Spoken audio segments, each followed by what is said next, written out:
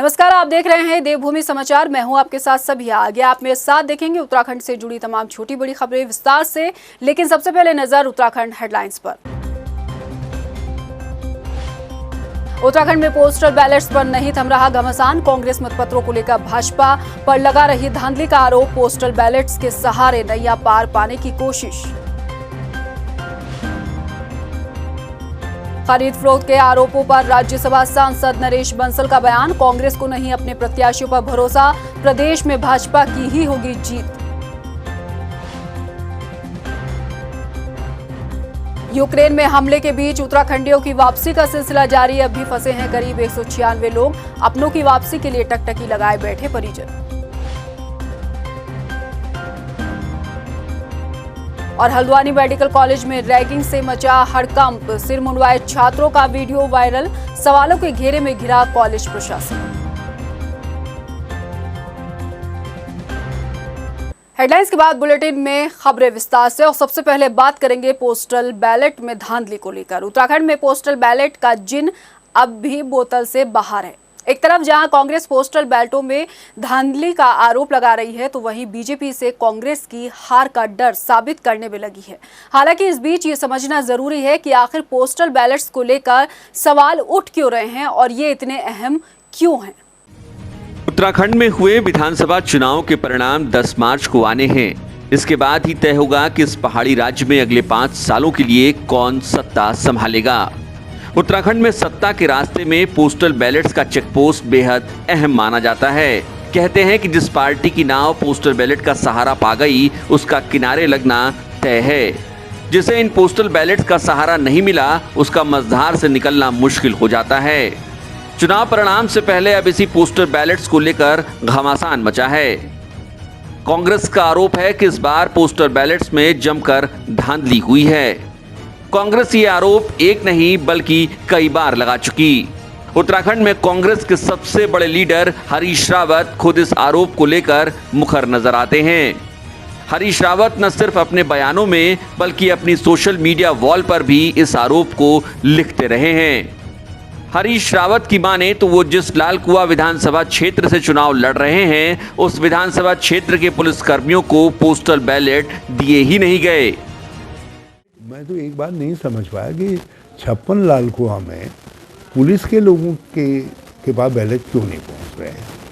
और सब जगह जिन पुलिस लाइनों में और जगहों के बैलेट पहुंच गए, लेकिन 56 लालकुआं के बैलेट नहीं पहुंचे। तो ये स्थिति कई सवाल खड़े कर रही है। और पहले ये स्थिति खटीमा के विषय में भी थी। खटीमा में कुछ हल्ला गुल्ला मचा तो चंपावत से दूसरी जगह से बैलेट लाए गए हैं, लेकिन यहाँ उन बैलेटों को जो है आरओ तक पहुँचाने के लिए कोई प्रयास नहीं हो। अब कांग्रेस को चुनाव आयोग पर विश्वास नहीं, कांग्रेस को जनता पर विश्वास नहीं, कांग्रेस को संविधान पर विश्वास नहीं, कांग्रेस को कोर्ट पर विश्वास नहीं, कांग्रेस को किसी पर विश्वास नहीं, यहाँ तक कि जिनको उन्होंने टिकट दिया उन पर भी विश्वास नहीं। तो अब इसका इलाज तो वही खोज सकते हैं, हमने क्या खोजना है। अब समझिए कि हरीश रावत और कांग्रेस लगातार पोस्टल बैलेट में धांधली के आरोप लगा क्यों रहे हैं। दरअसल उत्तराखंड में तकरीबन 1 लाख के करीब पोस्टल बैलेट्स हैं। 2014 और 2019 के लोकसभा चुनाव में पोस्टल बैलेट्स में बीजेपी को बढ़त मिली। 2017 के विधानसभा चुनाव में भी पोस्टल बैलेट्स ने बीजेपी के लिए प्रचंड बहुमत का रास्ता प्रशस्त कर दिया। इस ट्रेंड को समझे तो साफ है कि पोस्टल बैलेट्स में बीजेपी बाजी मारती रही है। जाहिर है कि अगर इस बार भी ऐसा हुआ तो बीजेपी कई सीटों पर जीत का परचम इन्हीं पोस्टल बैलेट्स के सहारे लहरा सकती है। जानकार बताते हैं कि पोस्टल बैलेट्स को लेकर कांग्रेस की चिंता सरकारी मशीनरी के गलत इस्तेमाल की भी है। जानकार ये भी बताते हैं कि पोस्टल बैलेट्स के सही इस्तेमाल की प्रक्रिया में ऐसे लूप होल भी हैं जो इसके गलत इस्तेमाल की राह भी बना देते हैं। अब आखिर में 2017 के विधानसभा चुनाव के एक आंकड़े को भी देख लीजिए। 2017 के विधानसभा चुनाव में 15 सीटों पर जीत हार का अंतर 2500 वोटों के करीब रहा। इनमें से 8 सीटों पर बीजेपी को जीत मिली, जबकि 6 सीटों पर कांग्रेस को, वहीं 1 सीट पर निर्दलीय उम्मीदवार को जीत मिली थी। ऐसे में समझिए कि राज्य में 15 सीटों पर जीत हार का अंतर महज 2500 वोटों के आसपास सिमट गया। और यही वजह है कि जब लड़ाई बेहद करीबी और बिना किसी लहर के लड़ी जा रही हो तो वहां हर एक वोट जरूरी हो जाता है। देहरादून से टाइम टीवी के लिए हितेश त्यागी और मनीष टंगवाल के साथ ब्यूरो रिपोर्ट। कांग्रेस की तरफ से खरीद फरोख्त के आरोपों पर राज्यसभा सांसद नरेश बंसल ने अपनी प्रतिक्रिया जाहिर की है। उन्होंने कहा कि कांग्रेस ने जिन प्रत्याशियों को टिकट दिया है, पार्टी उन्हीं पर भरोसा नहीं कर रही है। इसी से अंदाजा लगाया जा सकता है कि कांग्रेस की स्थिति क्या है। जहां तक प्रदेश में सरकार बनने की बात है तो उन्होंने प्रदेश में भाजपा की सरकार बनने का दावा किया है। ये उनको भी मालूम है कि सरकार बीजेपी की ही बनेगी, सरकार बीजेपी ही बनाएगी। उनको तो संकट यह है कि वो नेता प्रतिपक्ष भी नहीं चुन सकते ना। पहले भी दिखाई दिया है कि वो नेता प्रतिपक्ष चुनने में कितनी दिक्कत हुई थी। आगे भी आप देखना, नेता प्रतिपक्ष चुनने में भी उनमें सिर फुटबॉल होने वाली है। सरकार तो बीजेपी की ही बनेगी। उत्तराखंड में सरकार किसकी बनेगी, इसका फैसला 10 मार्च को होगा। सत्ता की कुर्सी पर जनता ने किसे बैठाया है, इसका पता भी 10 मार्च को ही लगेगा। लेकिन उससे पहले ही अब उत्तराखंड में विधायकों के खरीद फरोख्त की आशंका जताई जाने लगी है। ये रिपोर्ट आप देखिए। उत्तराखंड में सरकार किसकी बनेगी, कौन सत्ता के शीर्ष पर बैठेगा, किसे सत्ता के सुख का पान करने का आनंद मिलेगा, ये वो सवाल हैं जिनका जवाब 10 मार्च की दोपहर तक मिलने लगेगा। लेकिन इन सवालों के जवाब से पहले अब ऐसा सवाल राजनीतिक गलियारों में तैरने लगा है जो उत्तराखंड के नेताओं को न सिर्फ शर्मसार करने वाला है बल्कि जनता और वोटरों के चुनाव को भी चुल्लू भर पानी डूब मरने के लिए दे रहा है। दरअसल चुनाव परिणाम आने से पहले ही विधायकों की खरीद और फरोख्त की आशंकाएं सिर उठाने लगी हैं। ये वो आशंकाएं हैं जो लोकतंत्र के सीने में न सिर्फ खंजर बनकर चुभती हैं बल्कि रिश्ते खून के साथ इनका दर्द भी बढ़ने लगता है। आप ये समझ लीजिए कि भारतीय जनता पार्टी का रिकॉर्ड इस तरह खराब हो चुका है कि उनको इस रूप में माना जाता है, परसेप्शन बन गया है कि इन्होंने खरीद फरोख्त करनी है। लेकिन हम लोग इतने कमज़ोर नहीं हैं, हमारा कोई साथी इतना कमज़ोर नहीं है कि जो उनके खरीद फरोख्त के जाल में फंसे। ऐसी बिल्कुल कोई बात नहीं है। वो कुख्यात हैं और एक कुख्यात होने के कारण ये एक माहौल पर ऐसा बन गया है। मैंने पहले ही कहा है, हरीश रावत जी हों या गणेश गोदियाल जी हों, वो अपनी हार के बहाने ढूंढ रहे हैं। खरीद फरोख्त तो वर्षों तक कांग्रेस की देश ने देखी है, किस प्रकार से पार्लियामेंट के अंदर 15 एमपीज खरीदे गए थे और उनके प्रमाण भी मिल गए थे। ये कांग्रेस के में हुआ है। और अटल जी जब प्रधानमंत्री थे 1 वोट से सरकार गिर गई थी पर हमने खरीद फरोख्त स्वीकार नहीं की थी। तो चाल चरित्र चेहरा तो इस दोनों चीज़ों से पता लग जाता है। सोचिए कि जिस जनप्रतिनिधि की राजनीतिक निष्ठाओं से प्रभावित होकर जनता उनका चुनाव करती है, चुनाव में उन्हें बेशकीमती वोट देकर जनता की सर्वोच्च अदालत में पैरवी के लायक बनाती है, वही जनप्रतिनिधि अपने सियासी फायदे के लिए जनता की उम्मीदों और आकांक्षाओं को चूल्हे भाड़ में डाल देते हैं। अगर ये आशंकाएं सही हैं तो यकीन मानिए कि इस राज्य में राजनीतिक शुचिता की बात अब बेमानी होने लगी है। और अगर आप राजनीतिक निष्ठाओं का सवाल पूछ रहे हैं तो आप खुद से बेईमानी कर रहे हैं। उत्तराखंड के राजनीतिक आसमान पर घिर रहे विधायकों की खरीद फरोख्त के काले बादलों के पीछे मौजूदा हालात की गर्मी वजह बताई जा रही है। दरअसल उत्तराखंड में विधानसभा की 70 सीटें हैं। बहुमत के लिए 36 सीटों की जरूरत होती है। मौजूदा हालात में उत्तराखंड में किस पार्टी को बहुमत मिल रहा है ये कह पाना बेहद मुश्किल है। खुद पार्टियों का थिंक टैंक भी इसे लेकर मुतमईन नहीं है। पार्टी प्रवक्ताओं के लाख दावों के बावजूद अब भी राजनीतिक पंडितों की एक बड़ी जमात ऐसी है जो सरकार किसकी बनेगी इस पूर्वानुमान पर एक राय नहीं बना पाई है। ऐसे में इस बात की आशंका प्रबल होती जा रही है कि कहीं मामला बॉर्डर लाइन पर आकर टिक न जाए। और अगर ऐसा हुआ और सीटों का आंकड़ा 34-35 के फेर में फंसा तो उसे 36 तक पहुंचाने के लिए पार्टियां हर दांव चलने को तैयार हैं। ऐसे में 1-2 विधायकों की घर वापसी या फिर घुटन से मुक्ति का समारोह आयोजित हो जाए तो हैरान मत होइएगा। फिलहाल मार्च 2016 में हरीश रावत की सरकार गिराने के दृश्य को याद करिए और उम्मीद करिए कि इस राज्य में राजनीति का वो दौर न लौटे।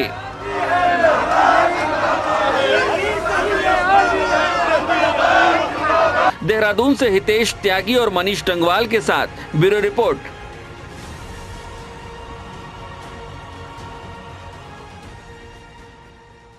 पूर्व मुख्यमंत्री त्रिवेंद्र सिंह रावत के ड्रीम प्रोजेक्ट सूर्यधार झील को लेकर कई अधिकारियों पर कार्रवाई की तलवार लटक रही है। ये कार्रवाई की तलवार अधिकारियों पर इसलिए लटक रही है क्योंकि अनुमानित बजट से ज्यादा बजट खर्च कर दिया गया है। लेकिन अब भाजपा त्रिवेंद्र सिंह रावत का बचाव करती नजर आ रही है। मुझे लगता है कि सरकारों को, लोकतंत्र में हर व्यक्ति को, एक सामान्य व्यक्ति को भी अधिकार है, अगर उसे लगता हो कि कहीं कोई गड़बड़ है तो वो उसकी जांच कराने के लिए निवेदन कर सकता है। और जांच में तो कहीं से कहीं तक कोई किसी को घबराहट नहीं होती। हम ये मानते हैं हमारे मुख्यमंत्री, पूर्व मुख्यमंत्रियों ने ईमानदारी से काम किया, एक बड़े विजन के साथ काम किया, और जिस विजन के साथ काम किया उसे इम्प्लीमेंट किया, उसे धरातल पे उतारा। वो कितना कामयाब होता है, उसमें कहाँ कमी रह गई, अगर कोई इस तरह का विषय है तो उसकी जाँच हो जाएगी, जो कमी होगी उसे दूर किया जाएगा। आगे के लिए खूबसूरत चीज़ हमें मिली है, उसे और खूबसूरत कैसे बनाया जाए उस दिशा में काम किया जाए। वहीं सूर्यधार झील निर्माण में खर्च हुए बजट पर अब कांग्रेस भी बीजेपी पर हमलावर हो गई है। कांग्रेस प्रवक्ता गरिमा दसौनी ने कहा कि त्रिवेंद्र सरकार ने भ्रष्टाचार करने में कोई कोर कसर बाकी नहीं छोड़ी।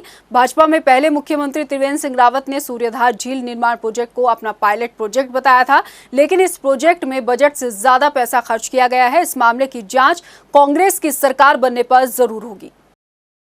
निश्चित रूप से जांच करेंगे, क्योंकि लगातार, जैसा कि मैंने कहा कि 5 साल यहाँ पर प्रचंड बहुमत और डबल इंजन की सरकार को हो गए, लेकिन पिछले 5 सालों में सूर्यधार झील का जो झगड़ा है या जो ये सवालों के घेरे में सूर्यधार झील है, अपनी तमाम तरह की अनियमितताओं को लेकर कहीं 27 लाख ज़्यादा भुगतान कर दिया गया है, कहीं अधिकारियों ने 12 करोड़ रुपया ज़्यादा लगा दिया है एस्टिमेट से। तो ऐसे में जो नतीजा है वो सिफर नज़र आता है। नतीजा उतना सुखद नहीं दिख रहा है कि आपने करोड़ों किसी चीज के प्रोजेक्ट में लगा दिए, उससे राज्यवासियों को हित कितना हो रहा है, वो लाभान्वित कितने हो रहे हैं, वो कहीं दिखाई नहीं पड़ता। उत्तराखंड में विधानसभा चुनाव के बाद भाजपा कांग्रेस के नेताओं का दिल्ली दौरे का सिलसिला शुरू हो गया है। कयास ये भी लगाए जा रहे हैं कि भारतीय जनता पार्टी में प्रदेश के अंदर जिस तरह से भीतरघात का मामला सामने आया है, उसे देखते हुए भाजपा के राष्ट्रीय संगठन प्रदेश में बदलाव करने की तैयारी में है। इसको लेकर कांग्रेस ने बीजेपी पर निशाना साधा है। कांग्रेस प्रवक्ता गरिमा दसौनी ने कहा कि भारतीय जनता पार्टी की सियासी जमीन खिसकी हुई है। इस पर बार बार बीजेपी की हार पक्की है, इस बात का भी उन्होंने दावा किया है।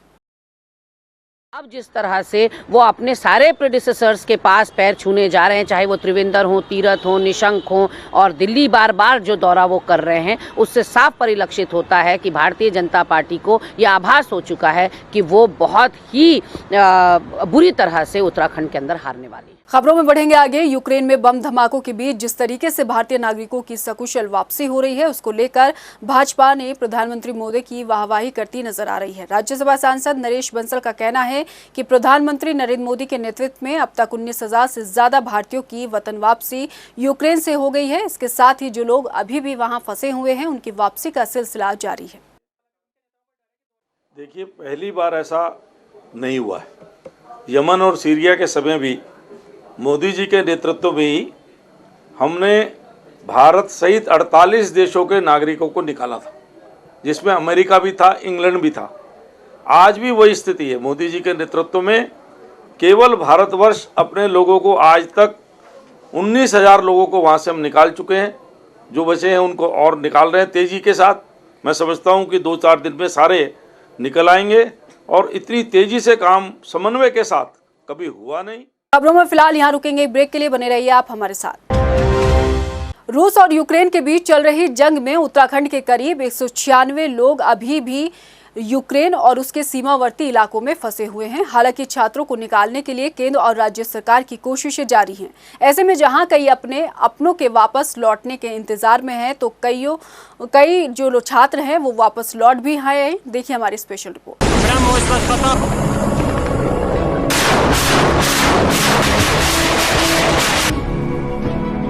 रूस और यूक्रेन के बीच चल रहे युद्ध में बीतते वक्त के साथ हालात और ज्यादा खराब होते नजर आ रहे हैं। उत्तराखंड के करीब 196 छात्र अभी भी यूक्रेन और उसके सीमावर्ती इलाकों में फंसे हुए हैं। उन्हें वहां से निकालने के लिए केंद्र और राज्य सरकार की कोशिशें जारी हैं। रूस और यूक्रेन युद्ध के बीच अकेले यूक्रेन में ही उत्तराखंड के करीब 70 छात्रों के फंसे होने की खबर है। यूक्रेन से छात्रों को सकुशल वापस लौटाने के लिए प्रदेश सरकार की बढ़ती सक्रियता और एक्शन में आने के बाद राज्य के छात्रों की लोकेशन का तेजी से पता लगाया जा रहा है। शासन के निर्देश पर अधिकारियों, छात्रों और उनके परिजनों के बने 3 व्हाट्सएप ग्रुप की सूचनाओं से छात्रों की जो लोकेशन मिल रही है उनसे संपर्क कर वापस लाने की कोशिशों को अमली जामा पहनाया जा रहा है। यूक्रेन में उत्तराखंड राज्य के कुल फंसे छात्रों में से सबसे ज्यादा देहरादून जिले के 86 छात्रों की खबर मिली।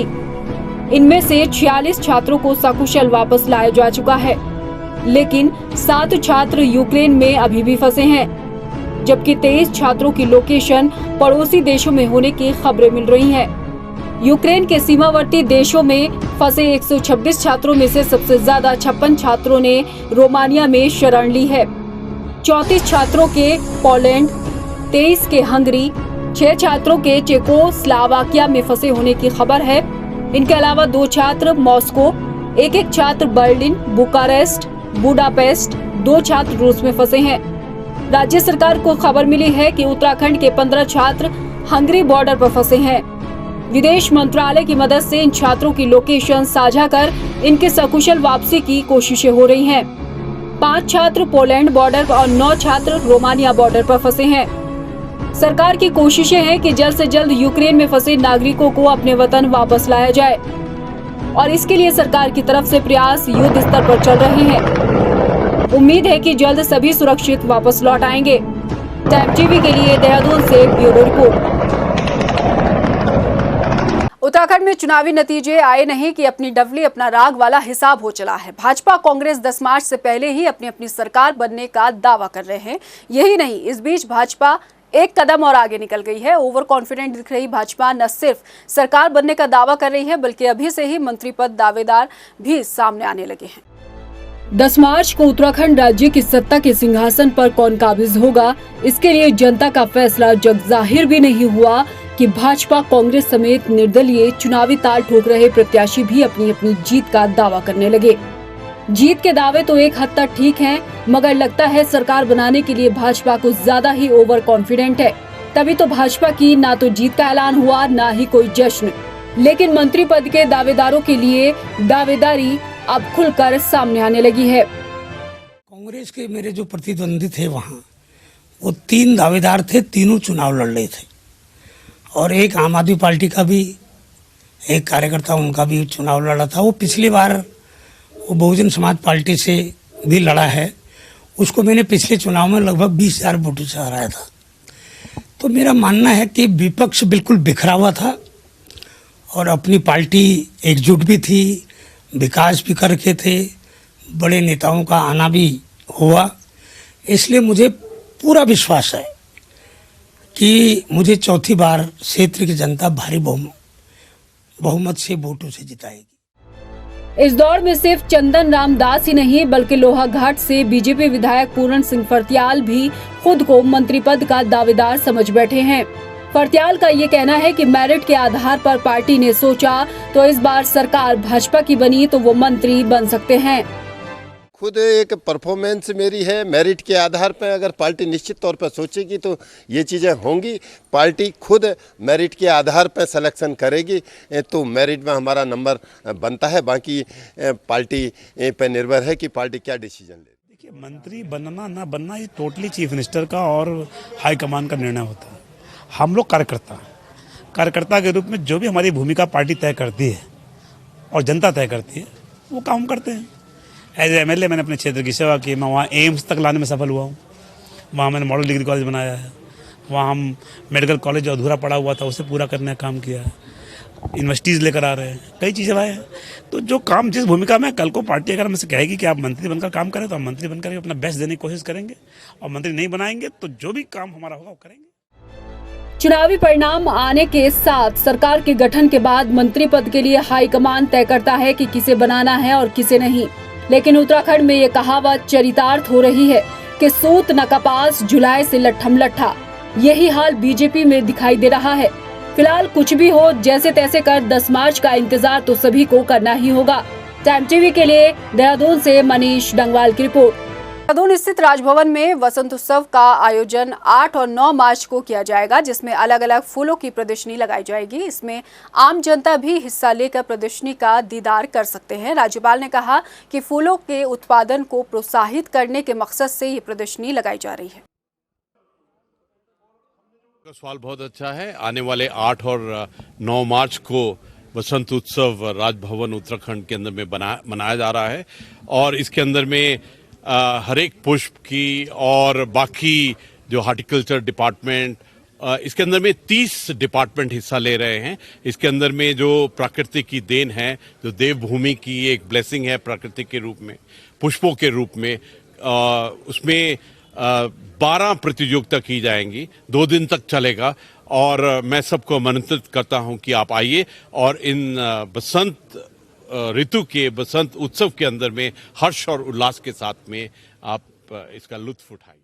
हल्द्वानी के राजकीय मेडिकल कॉलेज से रैगिंग का मामला सामने आने के बाद कॉलेज प्रशासन में हड़कंप मच गया है। कॉलेज के छात्रों का सिर गंजा कर उन्हें घुमाए जाने का वीडियो सोशल मीडिया पर जमकर वायरल हो रहा है। मामले में सिटी मजिस्ट्रेट का कहना है कि फिलहाल उनके पास किसी छात्र की तरफ से रैगिंग को लेकर कोई शिकायत नहीं आई है। देखिए, सोशल मीडिया के माध्यम से है और आप लोग के माध्यम से अभी ये बात मेरे संज्ञान में आई है कि इस तरीके का कोई मामला हुआ है, लेकिन अब तक किसी के द्वारा ऐसी कोई शिकायत दर्ज नहीं की गई है। इस समय में मेरे द्वारा जो सुशीला तिवारी मेडिकल कॉलेज के प्राचार्य हैं डॉक्टर अरुण जोशी जी से, उनसे भी मेरी बात हुई है, तो वो कह रहे हैं कि अगर ऐसी कोई बात है तो इसकी एक कमेटी जो होती है उसके अंतर्गत इसकी जाँच करा के जो भी इसमें नियमानुसार कार्रवाई होगी वो की जाएगी। इस बुलेटिन में फिलहाल इतना ही। मुझे दीजिए इजाजत, लेकिन जाते जाते एक नजर हेडलाइंस पर। नमस्कार। उत्तराखंड में पोस्टल बैलेट्स पर नहीं थम रहा घमासान। कांग्रेस मतपत्रों को लेकर भाजपा पर लगा रही धांधली का आरोप। पोस्टल बैलेट्स के सहारे नैया पार पाने की कोशिश। खरीद फरोख्त के आरोपों पर राज्यसभा सांसद नरेश बंसल का बयान। कांग्रेस को नहीं अपने प्रत्याशियों पर भरोसा, प्रदेश में भाजपा की ही होगी जीत। यूक्रेन में हमले के बीच उत्तराखंडियों की वापसी का सिलसिला जारी। अब भी फंसे हैं करीब 196 लोग। अपनों की वापसी के लिए टकटकी लगाए बैठे परिजन।